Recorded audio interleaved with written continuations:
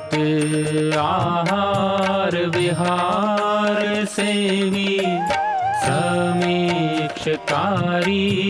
विषये स्वसप्तः दाता समः सत्यपरः क्षमावान् आप्तोपसेवी च भवत्यरोगः।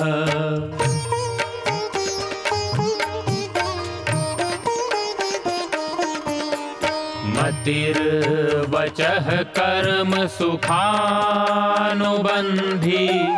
सत्वं विधेयं विशदा च बुद्धिः ज्ञानं तपः तत्परता च योगे यस्यास्ति तं नानुतपन्ति रोगाः।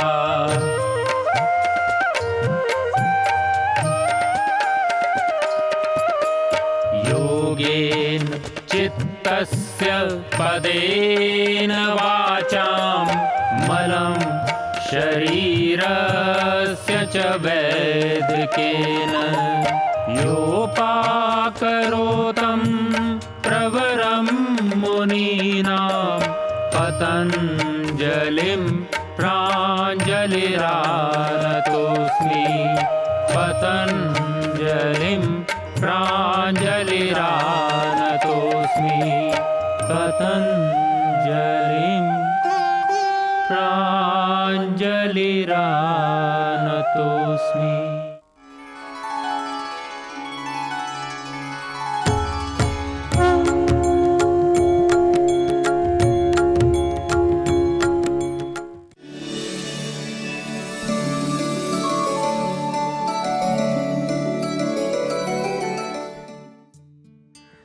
संपूर्ण स्वास्थ्य का विज्ञान एवं दर्शन आयुर्वेद, इस कार्यक्रम के तहत हम अपने संपूर्ण स्वास्थ्य के लिए आयुर्वेद विज्ञान के अंदर जो छिपे हुए रहस्य है उनको समझने का प्रयास कर रहे हैं।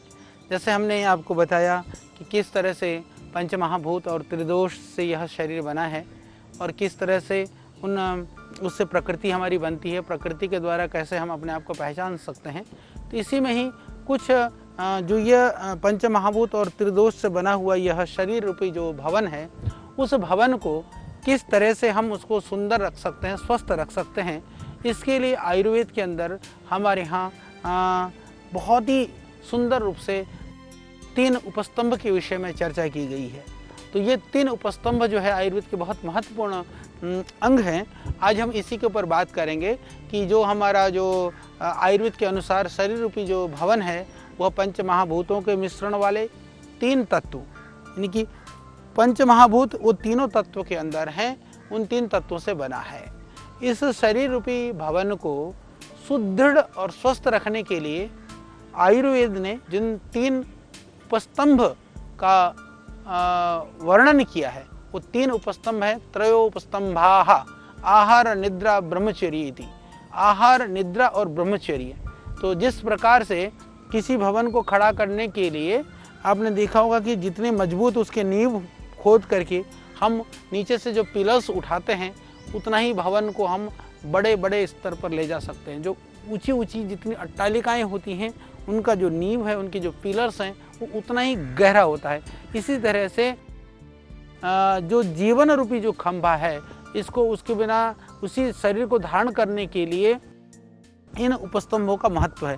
यानी कि ये जीवन के पिलर्स हैं, इनके पिलर्स के आधार पर ही ये जीवन टिका रहता है।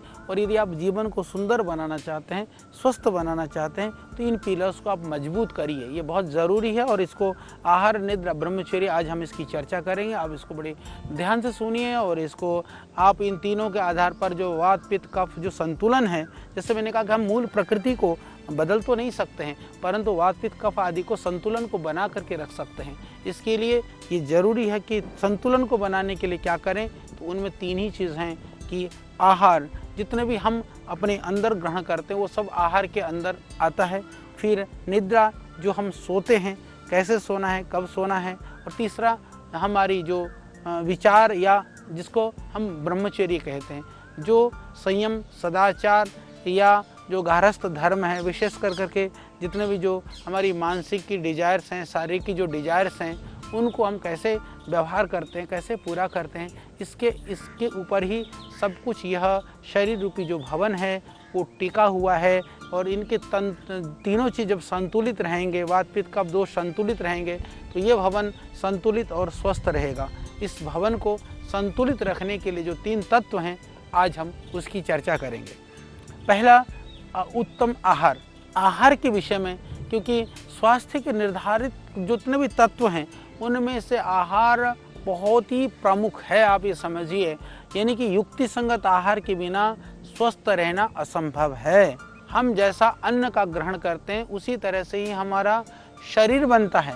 और हमारे जो उपनिषद आदि ग्रंथों में तो आहार को जीवन कहा है, क्योंकि अन्नम वही प्राणाः, इस तरह से अन्न की बहुत ही स्तुति प्रशंसा की गई है, क्योंकि आहार ही अपने आप में एक औषधि है। आगे हम विशद चर्चा करेंगे, पर आप अभी इतना सोचिए कि आयुर्वेद के अंदर मैं बार बार इस बात की चर्चा करता हूँ कि पथ्य सति गदार्थस्य किम औषध निषेवणे, अपथ्य सति गदार्थस्य किम औषध निषेवणे, कि कहा कि यदि हमारा आहार उचित है तो दवाई की जरूरत नहीं है, और यदि आहार और पथ्य उचित नहीं है तो फिर दवाई की जरूरत नहीं। क्यों? क्योंकि आहार के द्वारा ही हम बहुत रोगों को ठीक कर सकते हैं। आहार को ठीक नहीं करेंगे तो कितनी भी दवाई खा लें, बीमारी ठीक होना कठिन होता है। इसीलिए आहार को वास्तव में अपने आप में ही एक इसको औषधि कहा गया है, या ये एक तरह से औषधि है, जिससे शरीर के दोष, धातु और मल का प्रीणन मतलब कि पोषण होता है, और प्राणों का आप्यायन होता है, यानी कि वृद्धि भी होती है। प्रीणन होता है, आप्यायन होता है, यानी कि उससे पोषण होता है, इससे वृद्धि और पुष्टि होती है। इस तरह से हम इस विज्ञान को जान करके बहुत सारे अनेक व्याधियों की चिकित्सा भी कर सकते हैं। यानी हम इस आहार विज्ञान को समझें तो जिसको आजकल प्राकृतिक चिकित्सा कहते हैं, उसमें देखा जाए तो आहार विज्ञान ही महत्वपूर्ण है। आहार का प्रभाव केवल शरीर पर नहीं, मन पर भी समान रूप से पड़ता है। और इसका इसीलिए आप जानते हैं कि एक कथन भी है, लोक प्रसिद्ध एक उक्ति भी, जैसा हम कहते हैं ना, जैसा खाए अन्न वैसा बने मन, वैसा रहे मन, जैसा अन्न वैसा मन। तो ये ज़रूरी है कि हम अन्न को उचित मात्रा में सही ले लें। आहार हमारे शरीर व इंद्रियों को पुष्ट करता है, प्राणों को आहार बलवान बनाता है, और अंततोगत्ता वो आहार ही हमारे मन की प्रवृत्तियों का भी पोषण करता है। हमारे मन उसी आहार के आधार पर ही फिर उसका मन की स्थिति का निर्माण होने लगता है। अब इसको समझने की बात है, यदि हम चाहते हैं कि आहार हमारे स्वास्थ्य के लिए हितकर बने, हितकर सिद्ध हो, तब हम क्या करें कि जब हम इसकी सेवन के लिए सिर्फ मात्र स्वाद के लिए नहीं, लोग स्वास्थ्य के लिए हम आहार खाएं। हम कहते हैं कि स्वाद नहीं आया, ये तो मज़ा नहीं आया। अरे भाई, मज़े के लिए नहीं, स्वाद के लिए नहीं, सेहत के लिए खाइए। मज़ा तो सेहत ठीक रहेगा तो आएगा ना।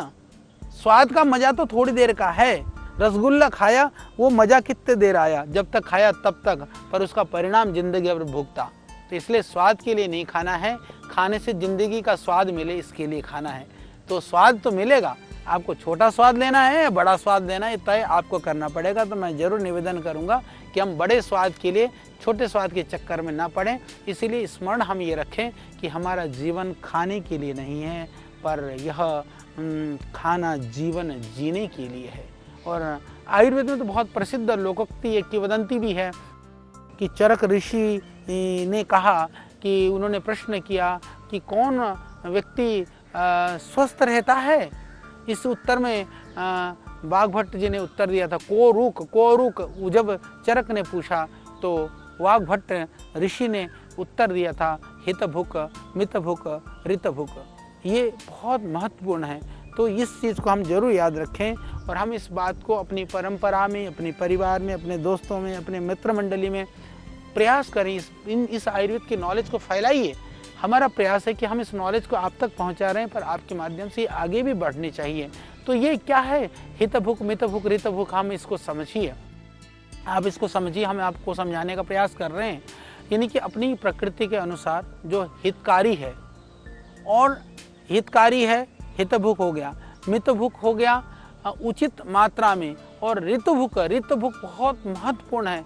कई बार ऋतुभुक को लोग ऋतुभुक कहते हैं, वो ऋतुभुक नहीं है, वो ऋत का अर्थ है, ऋत मतलब जो अर्जित यानी कि सही उचित प्रकार से अर्जित किया हुआ धन के द्वारा जो हमने अर्जित किया है वह भोजन, यानी कि जो भोजन जिस माध्यम से आया, लूट खसोट करके, छीन करके, दूसरों को पीड़ा दे करके वो अन्न खाओगे तो वह रोगों से ग्रसित आप हो जाएंगे। कितनी बड़ी बात है। इसलिए प्राचीन काल में तो आप देखेंगे बहुत सारे लोग सोपाकी होते थे, बहुत सारे लोग अपने लिए अन्न स्वयं उगाते थे, बहुत सारे लोग जो है बहुत ध्यान रखते थे अपने खाने के लिए। तो ये ज़रूरी है। तो यदि ऐसा नहीं करेंगे तो आप विविध तरह के कष्टकर रोगों से ग्रस्त हो जाएंगे। तो इसलिए ज़रूरी है कि हम अपने जिह्वा पर नियंत्रण भी रखें और जितेंद्रिय बने। देखिए, आहार से शरीर है, शरीर से आहार है, इसीलिए जितेंद्रिय व्यक्ति हम बने। जितेंद्रिय बनेंगे तो आहार की लोलुपता हमको ज़्यादा प्रभावित नहीं करेगा।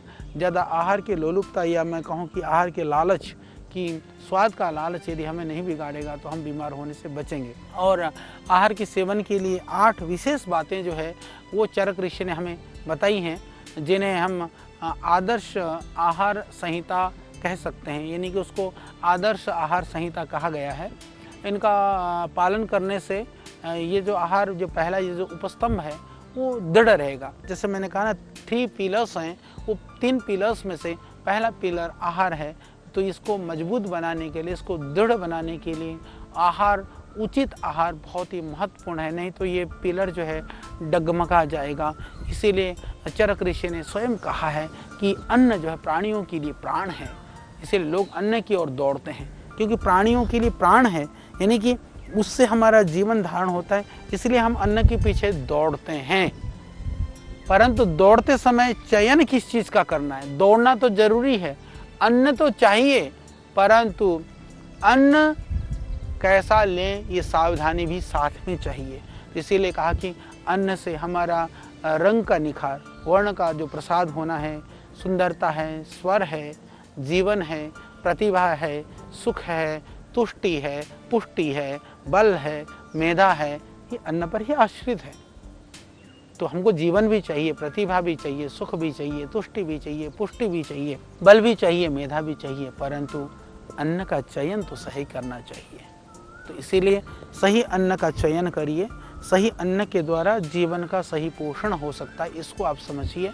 और इस विषय में थोड़ा सा मैं बताना चाहता हूँ कि अन्न सही हो, अन्न खाने का समय भी सही हो, कैसे हमको अन्न का सेवन करना चाहिए, उस समय पर कोलाहल ना हो, झगड़ा ना हो। इस अन्न के विषय में, आहार के विषय में हम बहुत विशद चर्चा करेंगे। आगे इसके विषय में हम बहुत सारी बातें करने वाले हैं। अभी तो आप ये मानिए कि अन्न को हमको खाते समय सावधानीपूर्वक चबा करके और सही समय पर सही मात्रा में अन्न का सेवन करना चाहिए।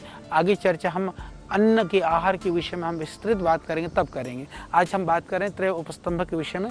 फिर अगली कड़ी है, जो अगला पिलर है वो आपका निद्रा है, आहार निद्रा। हमारे स्वास्थ्य का दूसरा जो महत्वपूर्ण जो उपस्तंभ है वो निद्रा है।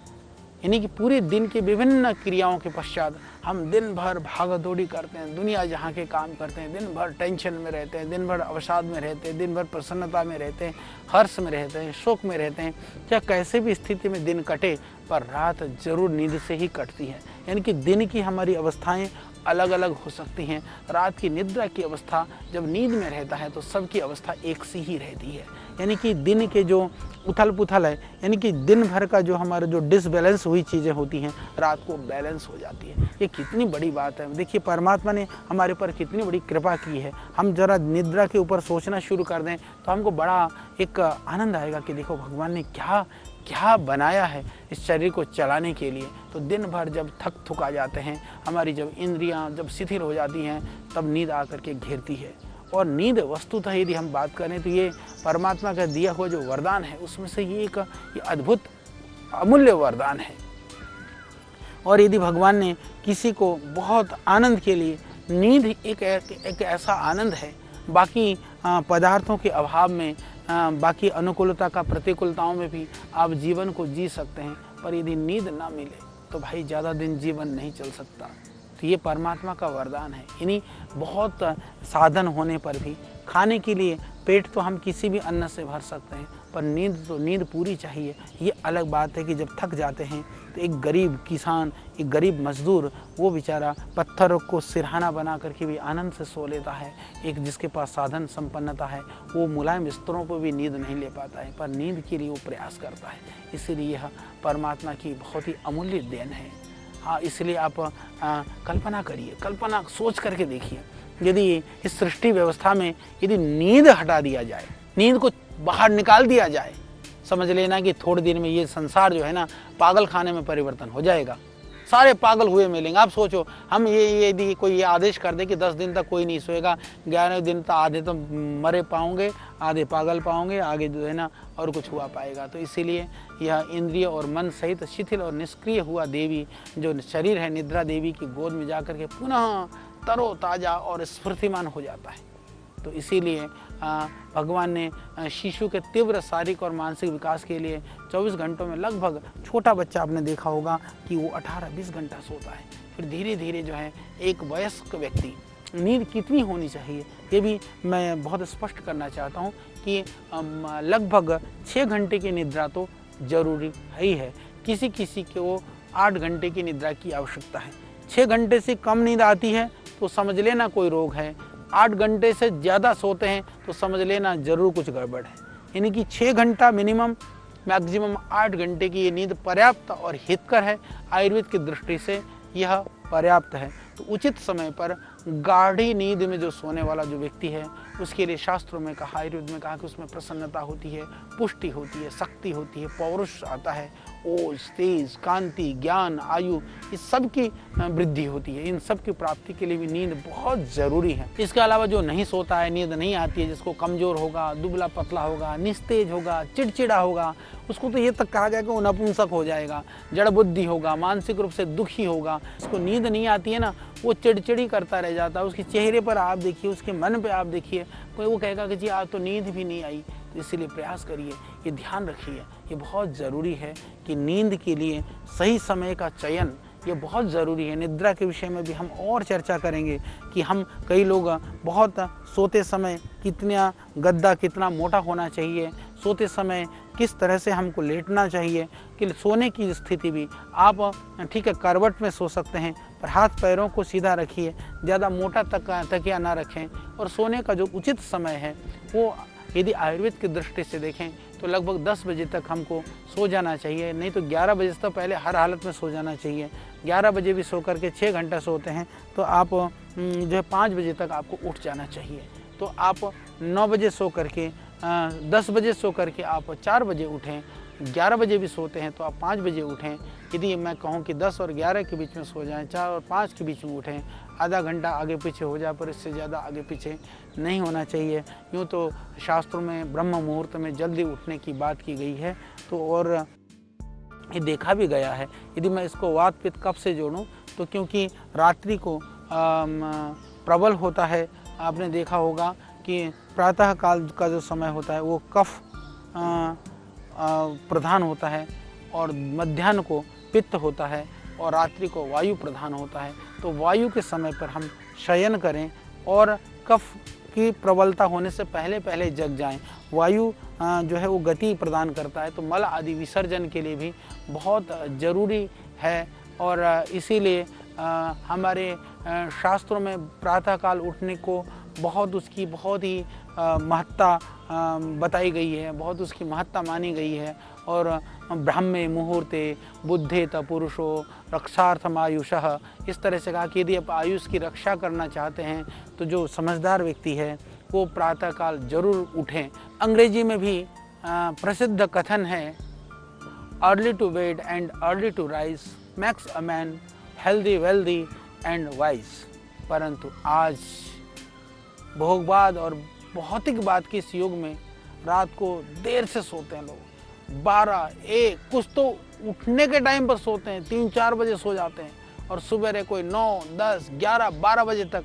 अभी लॉकडाउन है, लोग सोचते हैं कि क्या करें, पड़े पड़े सोते रहते हैं। नहीं, सोना उतना ही चाहिए जितना शरीर के लिए ज़्यादा ज़रूरी है। जिस तरह से निद्रा बहुत ज़रूरी है, इसी तरह से अति निद्रा करना भी शरीर के लिए हानिकारक है। ये हमेशा ध्यान रख लेना, ये शरीर और मन के स्वास्थ्य के लिए जो है बहुत ही घातक है।